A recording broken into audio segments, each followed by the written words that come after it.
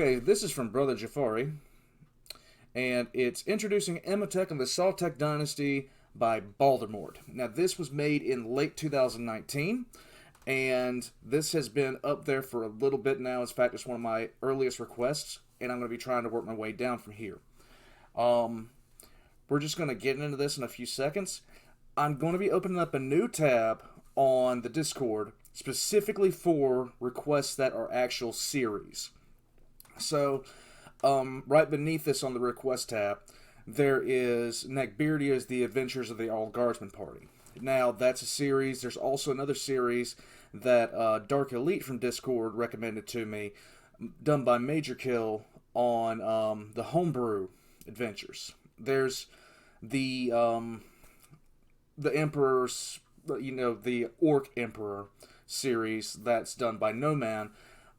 Also should be going in that. And what I want to do is once I really get down on this list and start narrowing it down, I'm going to open it up for a few hours to a day until I have about maybe 15, 16 videos on the actual request for reaction. And then I'm going to be having the series as well, because I want to keep the two separate, because what happens is I get to looking through stuff, and I'm trying to decide what I should go on next, and then I find out that I'm starting off a series instead of, actually, getting something off the page, because I want to clear that off as much as possible. So, for Altharius and a few other people on there that have the startings of requests, I'm going to be moving those posts over to the new tab for the series requests. In any case, though, Baldermort's introducing Imotekh, and it's one of his earlier videos, so I can't wait to really see how he does this. Alright, here we go. Am I turned down, really low?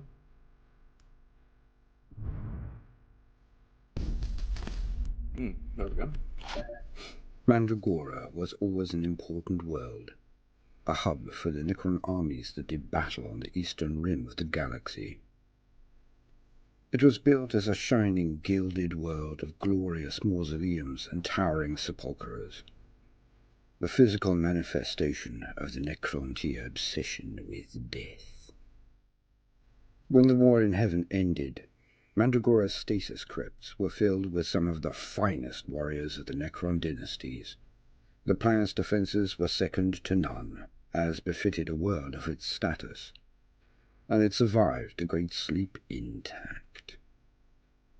So did Mandragora emerge from hibernation with vast legions at its disposal, a situation its new pharaoh, Imotekh, was quick to exploit by immediately launching a campaign to conquer dozens of nearby core worlds.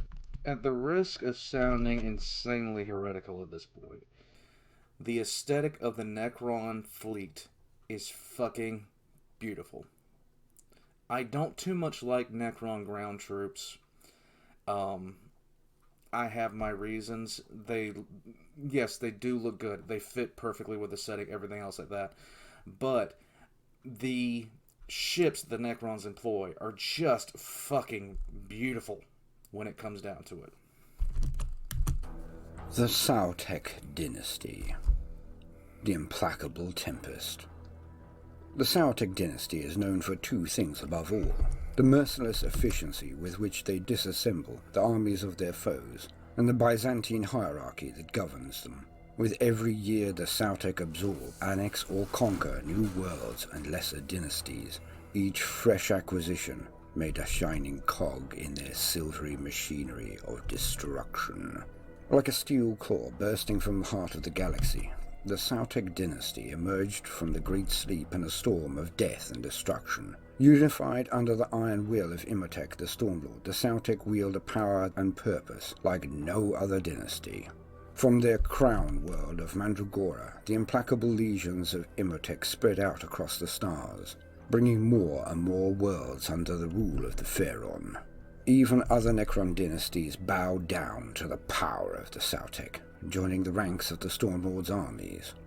Overlord Nazar of the Sekemtar, Celestium Emrit of the Horth, and Overlord Cesaron of the Alin Marok have all pledged themselves to Imotech's cause, hungry for a piece of the dominion he is carving from the stars. Resplendent in burnished silver and cold emerald, the legions of the Sautek have brought to heel scores of worlds across the eastern fringe. By the light of burning civilizations, Imotech's armies march relentlessly on, driven by the Stormlord's dreams of conquest and reunification. It is Imotech's will that his people be forged anew, and that he rise to rule all Necrons. At first, the Pharaoh's desire was born of necessity, as he woke to find his tomb world. This must have been before he started actually telling stories alongside his lore videos. This is very early for him. Racked by infighting. Rather than pick sides, the Stormlord it's still his rivals great. and seized power for himself. Now, as the influence of the Sautek waxes, so too does that of Imotekh, and the former Nemesis sees himself as the architect of the Necron's return to primacy. As the most numerous of the risen Necron dynasties, it is the Sautek that have been encountered most frequently by other races. To the Imperium, the dynasty has become synonymous with the Necrons, and it is erroneously believed by many that they all represent the alien race as a whole, with all other dynasties being offshoots of the Sautek. The Tau see the dynasty as representatives of an emergent power, and seek as ever to form allegiances before resorting to all-out war. To the Eldari, the Stormlord represents the greatest threat posed by the Necrons, for they know that should he realize his ambitions, the horrors of a bygone age will once more return to the galaxy.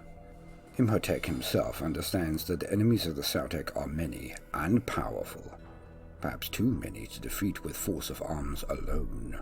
As such, the master strategist uses other weapons to bring the galaxy under his control. As he sweeps across the stars, a shadow of terror passes before him.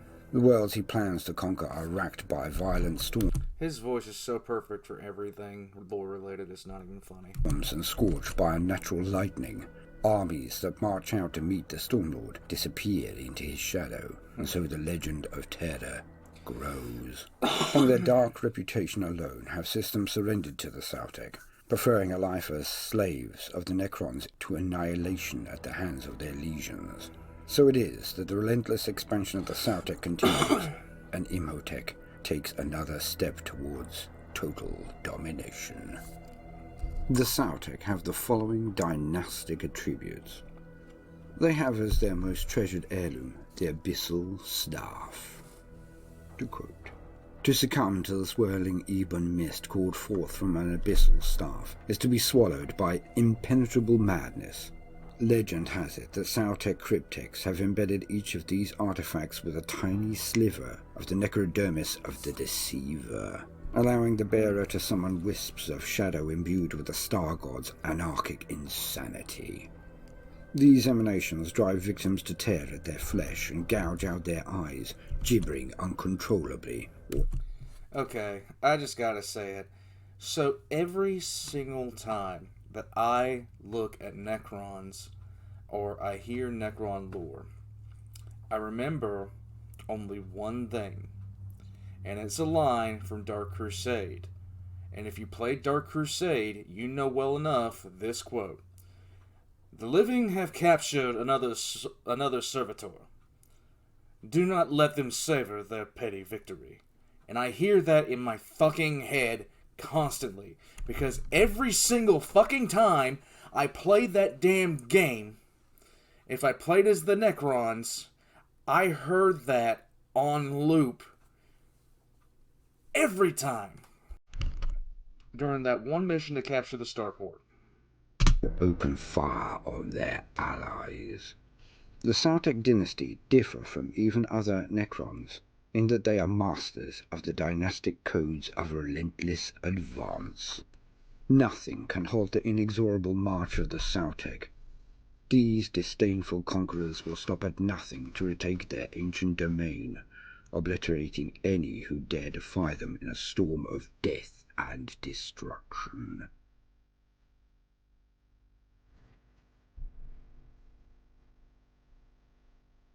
Imotekh the Stormlord, Pharaoh of the Sautek dynasty. Nemesaur Imotekh awoke from the great sleep to find his tomb world in disarray. Mandragora had survived the eons mostly intact, only to fall foul of unrestrained ambition. The Crown World's Pharaon had been one of the few to perish during hibernation, and, once they had quashed immediate alien threats, the remaining nobles had moved to seize the throne. A decade of internecine civil war followed, with no faction able to gain victory. During this time, the revivification of high-ranking nobles was suspended, as neither side wished to awaken further competitors. Had the situation continued, Imotekh would likely have slumbered until the civil war had torn Mandragora apart. As it was, one of the pretenders struck upon the idea of recruiting the famous general to his cause. With such a supporter in Thrall, victory could not fail to be his. However, when Imotekh awoke, he was both enraged and appalled at the anarchy about him. Realizing that Mandragora's only hope of restoration lay in the civil war ending as swiftly as possible, he refused to support either faction. Instead, Imotekh marshaled an army of his own, destroyed the chief antagonists, and claimed Mandragora's throne for himself. The newly crowned Pharaon thereafter forbade any form of infighting within his realm, declaring such activities to be a waste of time, effort, and resource. This law was ill-observed at first, but swiftly became the norm once Imotekh had proven his willingness to make terminal examples of those who flouted his authority. Between this rule of iron and a swift string of military successes against nearby worlds, Imotekh's position soon became unassailable. Indeed, to this day his only true rival is the famed Nemesaur Xandrak of the crown world of Gidrim. But the old general's loyalty is as unquestionable as his wits are addled, so he is of little threat. Imotekh is a grand strategist, perhaps the most accomplished the galaxy has ever known. His campaigns operate not only across worlds, but across entire star systems and sectors. When Imotekh launches an attack, it is impossible to discern if it is the main thrust of his strategy, or simply a decoy raid, crafted to bleed enemy reinforcements away from a battle yet to come. All such assaults are carefully weighted to overwhelm forces already in place, requiring the foe to either sacrifice their troops or reinforce them. And Imotekh's plans are always many stages ahead, set to take advantage of either course. Indeed, the Stormlord's battle plans are incredibly versatile, seeded with feint attacks, counter-strategies, and other contingencies enacted automatically should certain circumstances be triggered or thresholds crossed. To outside observers, there is something almost mystical to Imotekh's methodology, for how else could he so flawlessly anticipate the unseen? Yet in truth, there is nothing more at play here than the careful application of probabilities and logic, combined with a canny understanding of the foe's mindset. So impeccable are the logical patterns behind the Stormlord's strategies that the only way a foe can truly gain meaningful advantage is to abandon all logic themselves, something that most enemies find incredibly difficult to do. Except for the orcs. But orcish anarchy achieves as naturally as breathing. Thus does the Stormlord hate orcs, above all of the lesser races of the galaxy, for, no matter how hard he tries, he rarely wins a lasting victory over the rabblesome greenskins. Yet lasting victories against the orcs there must be, for Imotekh's goal is nothing less than to wipe them away from the face of the galaxy. The Stormlord is unshakable in his belief that only when the galaxy is washed clean with the blood of the inferior beings will Necron dominance begin anew. As Pharaon of the Sautek, Imotekh can draw upon incredible resource, for the armies of the entire dynasty are at his requisition at need. Yet the Stormlord knows that the foe, all other sentient life, is too numerous for the victory to be won through force of arms alone. Thus for Imotekh, terror is a weapon as potent as any in the Necron arsenal, and one he employs to full effect. His armies advance under the cover of storm-blackened skies, emerald lightning bolts arcing down from heavy clouds to wreak carnage amongst the foe. Enemy armies that advance into the shadow of the storm are simply swallowed up, cut off from all contact whilst the battle lasts. Any warriors that escape from the Maelstrom's clutches do so only to sow panic, fear, and dismay amongst their comrades. Worse, some such survivors are implanted with blood-swarm nanoscarabs, which gore warm-scented acts as an irresistible beacon for roaming packs of flayed ones. Now, I don't like the flayed ones. The flayed ones creep me the fuck out. If you don't know what a flayed one is, a flayed one literally has these long-ass claws. They burrow underground, and they come out wearing the skins of their victims. They skin their victims alive and wear their skins as cloaks, which is fucking creepy as shit and chaosy as fuck. If the Stormlord has one weakness, it is a prideful need to display his superiority over those enemy commanders foolish enough to stand against him. High-ranking enemies are often set free upon their defeat so that they will have to live with the knowledge of their inadequacy. This is a lesson invariably reinforced by physical mutilation, a severed limb normally being the favored method. Yet with every battle, these surviving foes learn a little more of the Stormlord's methods, and the best of them only become more determined to see his campaigns ended once and for all. High Marshal Helbrecht of the Black Templars in particular has run the Stormlord close on more than one occasion, though victory has thus far escaped his grasp. The fact that Imotekh suffers from such a personal form of martial hubris stands in stark contrast to the analytical and emotionless detachment he displays when planning and conducting campaigns. It is possible that status-induced eccentricity is to blame, but for which trait? Is Imotekh a master strategist whose engrammatic damage spurs him to seek personal glory? Or is he a bellicose warrior granted strategic genius through an accident or fate? In the end, it does not matter. If Imotech's defeat comes, it is surely not to be at the hands of a superior strategist, but rather at the hands of a more accomplished warrior. You see, that's the thing. Just like he was talking about that this guy's strategic genius could be a mistake, it's not the first time a trick of fate has wound up making somebody a genius. Take Ghazghul Mag Uruk Thraka, for example. Ghazghul Mag Uruk Thraka was just a regular orc until he caught a bolt round in the head and blew half his brains out. And then he got taken to a dock. Now, orc doctors. Do I need to really go into what happens if you get taken to an orc doctor? If I do, we already have more issues. But, yeah, he took a piece of titanium and hammered it into Ghazghul Mag Uruk Thraka's head. And suddenly, he was a fucking genius for an orc. I don't fucking get it. Orcs. Trying to understand orcs is too much effort. I'll leave that to Yarrick. And there will be many opportunities for such a downfall. Imotech's domain is growing at a rate unparalleled amongst the Necron dynasties.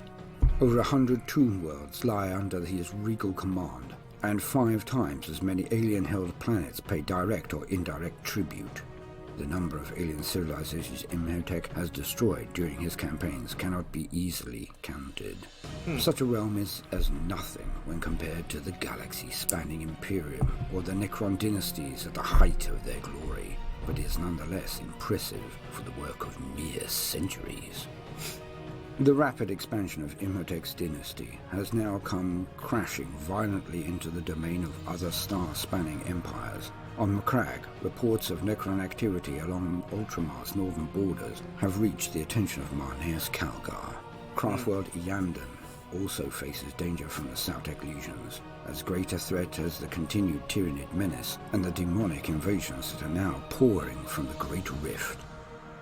The long advance upon the Tau Empire has also come to destructive fruition, with Imotech's invasion fleets tearing into the territories of the younger race. As new systems are subdued by the Sautek dynasty, So too are more tomb worlds brought into Imotekh's fold, growing his armies as more slumbering warriors are awakened. Yet these are only the earliest rumblings of the Stormlord's tempest.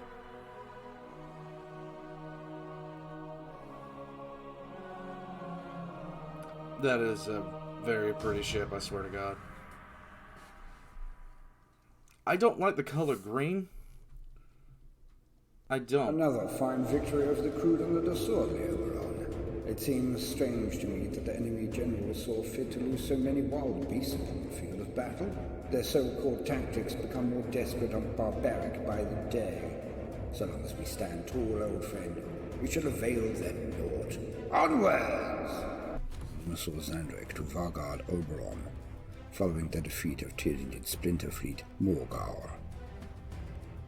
Nemesaur Zandrek stared dolefully at the seething tide of greenskins that was tumbling over the canyon edge opposite.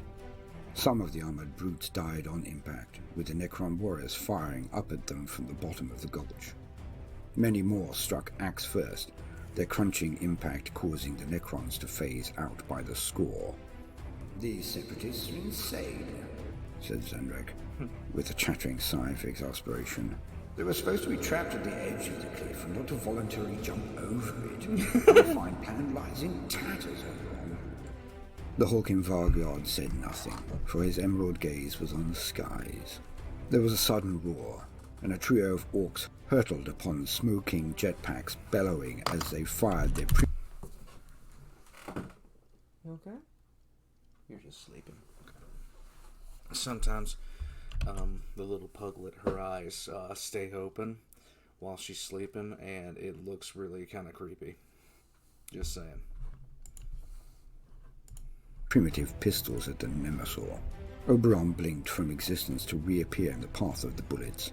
They ricocheted from the bodyguard's impervious metal body armor without harm. The orc troops thundered down, brandishing their axes. Oberon's scythe flashed once, twice, 3 times. 6 bleeding lumps of orc flesh fell to the ground nearby. Their blood spattered the Nemesaur, but he did not notice, for he was intent on the battle in the gulch. "Nothing for it. Send in the monoliths, and have the night sides bring in the reserve phalanxes in a classic Ektos overlap. We can still be in time for the feast." Nemesaur Zandrek and Vargard Oberon, Grand High Masters of Gidrim, noble lords of the Eastern Fringe. Nemesaur Zandrek was once counted amongst the greatest generals in the Necron dynasties. By his campaigns of conquest did the world of Gidrim rise from ruling a small and insignificant planet on the fringes of the galaxy to the iron-handed governance of a dozen star systems. Even now, Gidrim has been subsumed into the Sautek dynasty. Zandrek is numbered amongst the mightiest of heroes. It is a reputation well deserved, for Gidrim is one of the most expansionist of the recently awoken crown worlds, and Zandrek's armies are an ever-present peril upon the galaxy's eastern fringe. For all his military genius, Zandrek does not see reality as it is. His mind suffered damage during the Great Sleep, and as a consequence he is trapped deep in the past, in the wars of succession that racked his corner of the dynasties. In his mind, he fights these campaigns still as a creature of flesh and blood, crushing rebellious kings and bringing their dominions back into the fold. He does not see armies of orcs, Eldrai, or humans, but hosts of rebellious kinsmen battling to sunder his beloved dynasties. As such, Zandrek is one of the few Necron overlords to employ the full protocols of honorable war against all encroachers. Where others see aliens, he sees only Necron tier. He disdains the use of death marks, assassin wraiths, and other strategies forbidden by the codes of battle. Not that his subordinates have any such compunction. Wherever possible, Zandrek ensures that enemy commanders are captured, not killed, and thereafter treated as honorable prisoners, much to the outraged consternation of Zandrek's royal court. Indeed, there are many lords in Zandrek's royal court who would dearly love to see the old general removed from power, for they judge that his adrift perceptions greatly outweigh his feats of battle. However, as befits his station, Zandrek has formidable defenses against regicide. His personal sepulchre is heavily woven with traps. His personal household retinue boasts 3 entire legions of Lich Guard, and he even employs 80 food tasters, though it has been countless millennia since any morsel passed his lips. Yet Xandrek has one defense greater than all others, his aide and protector, Vargard Oberon. Oberon served as Xandrek's Vargard in their very first campaign, an undignified but hugely successful series of skirmishes in the swamps of Yama, and has stood steadfast at his side ever since, both on the field of battle and off it. Unlike his master, Oberon is very much aware of the changes wrought upon their existence, but has long since abandoned any attempt to awaken Xandrek to reality. Whatever the fault in his master's mind, the damage lies too deep. So, like any dedicated servant, Oberon attends to all the loose ends created by Xandrek's eccentricity, chief of which are seeing to it that honored prisoners are killed whilst trying to escape, and that upstart lords of the royal court are either silenced or disposed of. Oberon's instincts for Gidrim's politics are every bit as finely tuned as Xandrek's are for battle. It is quite impossible for any plot to mature without word of it reaching Oberon, at which point he takes action to ensure it dies.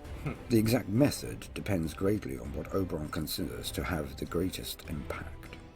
A public trial by combat for the chief plotter is invariably Oberon's favoured method. His skill with a blade, legendary long before biotransference, has decayed little with the passing millennia. Sometimes, however, Oberon deems the quiet terror of a conspirator's disappearance to have a more enduring effect. Yep. Regardless of method, Oberon has proven his supremacy hundreds of times over, yet every few decades another upstart noble foolishly chances his arm against the overlord of Gidrim who, for his part, is content to leave the Vargard to his work. On many other worlds, Necron or otherwise, Oberon would be considered the true power behind the throne, yet his loyalty to Xandrek is total and completely without guile.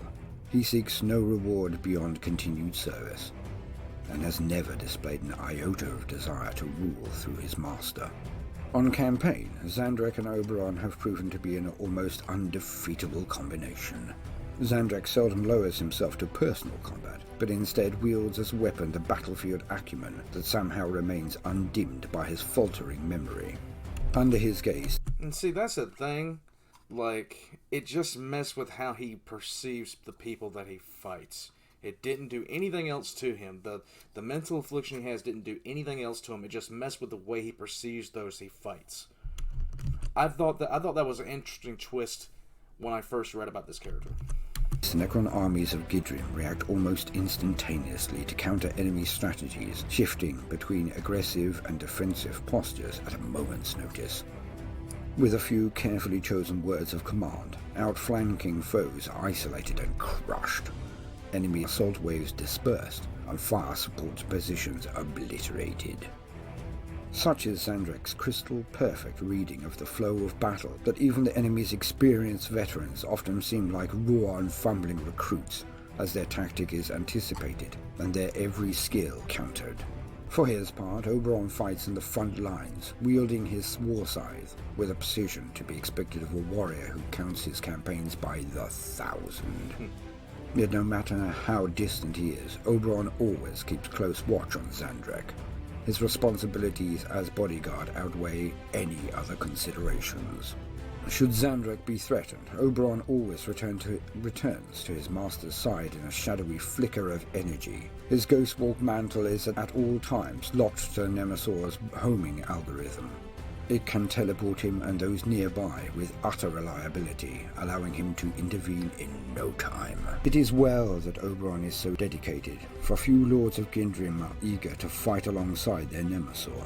Some simply cannot tolerate Xandrek's constant stream of reminiscence to battles fought long ago, relevant to the campaign at hand, though those recollections always are. For others, Xandrek's damaged mind is a constant reminder of the fate that might one day be theirs.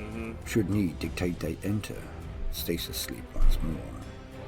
None of them sees that such damage has doubtless already been wrought, and they are, in truth, just as blind to their own involuntary idiosyncrasies as Xandrek is to his own.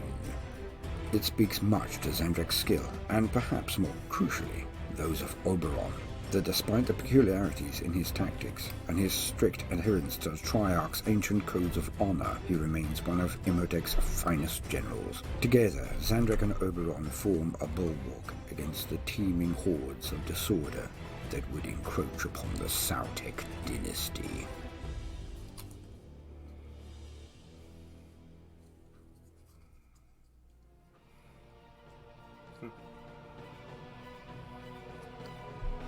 And so, gentle listener, we draw it all together. The Sautek are the most numerous and powerful of the Necron dynasties that have now fully awoken, led by Imotekh, a better strategist than Hannibal Barca or Fabius Maximus, a better tactician than Gaius Julius Caesar or Marius, a better field commander than Alexander. None can hold a candle to Imotekh. He was fighting wars before the Emperor was a twinkle in the mind of Ka. He is a commander from an age of A twinkle in the mind of what? unfettered war. He has fought against the Catan and Eldorei thought constructs and the great old ones. He has architected the destruction of races and civilization, and he has witnessed the ending of gods. He has ordered millions to met out death to trillions. Imotekh is a being from a different time, working on an entirely grander scale to the beings who now call themselves generals. He makes the Primarchs and even the Emperor alike look like boys. He makes the likes of Eldred, Vecht, and Uriel Rakath look like whelps still staring wide-eyed at the beauty and tragedy of the stars that he once ruled. He is the Grand Strategos. He is the end of nations and the death of worlds. He is Imotekh the Storm Lord. And as things stand, he could well be the most dangerous being in the galaxy. Always gotta hand it to him.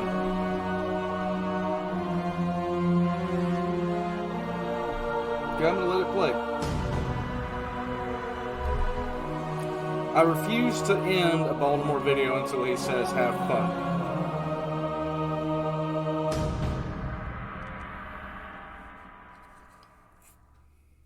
Gentle listener, I have been Baldermort, your faithful servant. If you have enjoyed my introduction, then please consider liking and subscribing, and perhaps, just perhaps, suggesting what areas of lore you would like covered next. Okay, so this was before he did all that. I gotta say, Baldermort is... he's an inspiration to me, frankly. I just wish I could be as prolific as him. Anyhow, this video has gone on, and frankly, this is a good video to end the night with, I think, but I doubt I'm going to allow myself to do it. I'll probably be looking in the recommended tab for another 10 minutes.